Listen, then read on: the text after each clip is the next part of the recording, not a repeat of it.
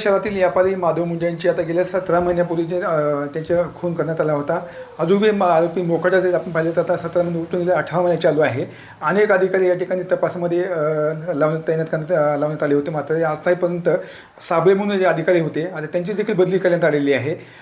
आता एकूण या तपासाकडे आता प्रश्नचिन्ह निर्माण केले आहे. सुप्रियाताई सुळे यांनी सुद्धा एक पोस्ट केली होती की गृहनिर्माण खात्यावर की या ठिकाणी पाहिले तरी कुठलाही तपास होत नाही आहे. अजूनही आरोपी मोकार येतं. माझ्यासोबत माधव मुंडे यांच्या पत्नी ज्ञानेश्वरी मुंडे आहेत. ताई काय सांगाल? सुप्रियाताईने एक पोस्ट केलेली होती, काय सांगाल? काय पोस्ट आहे ती?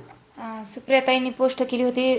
त्याच्या अगोदर मी ताईंना मेसेज केला होता की ताई आता अधिकारी पण बदललेले आहेत पूर्ण, मग आपण न्याय कुणाकडे मागायचा, मग तुम्ही एकदा अजून SP सरांना बोलून घ्या म्हणून असं मी मेसेज टाकला होता. सुप्रियाताईंनी हो म्हणल्या.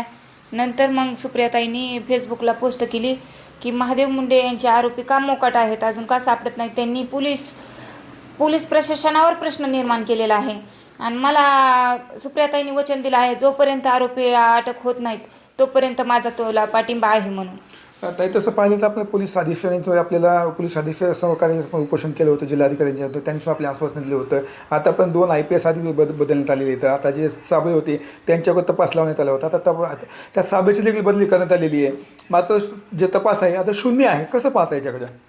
कसं म्हणजे आता 18 महिने पूर्ण होऊन बी ह्यांना अजून आरोपीचा जर माहिती नसेल तर मग पोलीस प्रशासनावरच प्रश्नचिन्ह आहे ना. मी पहिल्यापासून पोलीस प्रशासनालाच दोष देत आलेले आहे, कारण इथल्या परळीतल्या पोलिसांनी पण तेच केलं. आता चोरमुले सरांकडे दिलं, त्यांना पण पुरेपूर माहिती होती कारण ते स्पॉटवर आलेले होते ना. त्यांच्याकडून पुन्हा साबळे सरांकडे तपास दिला. आता साबळे सरांची बदली केली, तशी जशी सानप सरांची बदली केली तशी साबळे सरांची बदली केली. मग साबळे सर बी आरोपीपर्यंत गेलते का? मग हे SP सरांना प्रश्न आहे की का तुम्ही साबळे सरांची बदली केली? आरोपी अटक होऊस तरी तुम्ही साबळे सरांना ठेवायला पाहिजे होतं ना. मग त्यांची बदली का केली? मग ते आरोपीपर्यंत पोहोचले होते का? मग हे पोलीस प्रशासनाला अजून प्रश्नचिन्हच आहे ना. जाणीवपूर्वक आपले पोलीसवाले आपली दिशाभूल करतात आपल्या कुटुंबाशी. हां, ते तर पहिल्यापासूनच झालं आहे. पोलिसांनी पहिल्यापासून आरोपीला पाठिंबा दिलेला आहे आणि आरोपी आमची दिशाभूल केलेली आहे. आपण ज्या पोलीस अधिकाऱ्यांचे तपास त्यांच्याकडे त्यांची त्यांची CDR काढण्यात यावं त्यांची तुम्ही अशी मागणी देखील करण्यात आली होती. मात्र त्याच्या अजून कुठल्याही काही कारवाई करण्यात आलेली नाही. हो ना. आम्ही फक्त SP सरांशी, ठाकूर सर होते ना त्यावेळेस SP आपले बीडचे, त्यांचे CDR आणि सानप सरांचे CDR आणि भास्कर केंद्रे भताने जे सर आहे जे कॉन्स्टेबल होते त्यांचे, पुन्हा विष्णू फड आणि ते यलमाटे म्हणून एक पोलीस हे होते कॉन्स्टेबल, त्यांचे आपण सगळ्यांचे CDR मागितले आहेत. त्याच्यात तर आरोपी निष्पन्नच होणार आहे ना. तरी पण हे का मग CDR काढत नाहीत का? आरोपी का अटक करत नाहीत? मग SP सरांना बी आरोपी कळाली असतील ना, तरी पण आरोपी मोकाट आहेत का? कोण आहे याच्या पाठीमागे? कोण असं वाटतं की याच्या पोलिसांवर इतका मोठा दबाव येतोय? तुम्ही ज्या आरोपींची नावे घेता, ज्या पोलीस अधिकारी नाव त्यांची तपासणी केली जात नाही, त्यांची CDRची मागणी केली, तुम्ही आता म्हणजे CDR काढण्यात येत नाही, काय नेमकं कुणाचा दबाव असं वाटतं? आता दबाव म्हणजे पोलीस प्रशासनालाच माहिती असं ना, आपल्याला काय माहिती की कुणाचा दबाव यायला ते. मग डायरेक्ट येलमाटे जे सर आहे त्यांनी डायरेक्ट आम्हाला चोरमुले सरांदेखत सांगितलं होतं ना की आम्हाला बंगल्याहून फोन आले.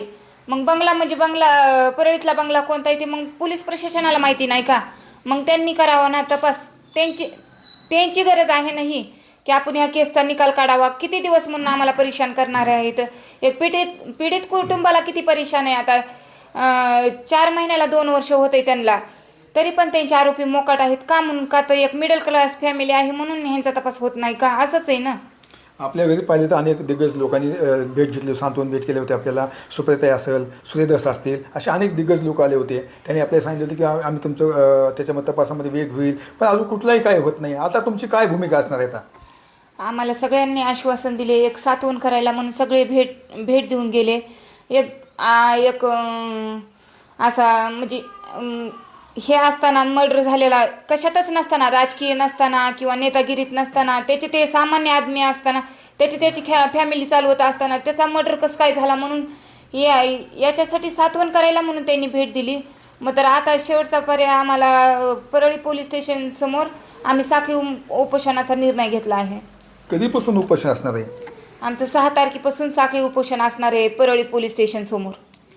तर हे होते न्यायाधीश म्हणजे आपल्या हक्कासाठी, आपल्या न्यायासाठी आता येणाऱ्या 6 तारखेपासून आपल्या कुटुंबासोबत ते परळी शहर पोलीस स्टेशनवर साखळी उपोषण करण्याचा त्यांनी इशारा देखील देण्यात आलेला आहे. कॅमेरा पर्सन विकास वाघमेसह मी संभाजी मुंडे, TV9 मराठी, परळी, बीड.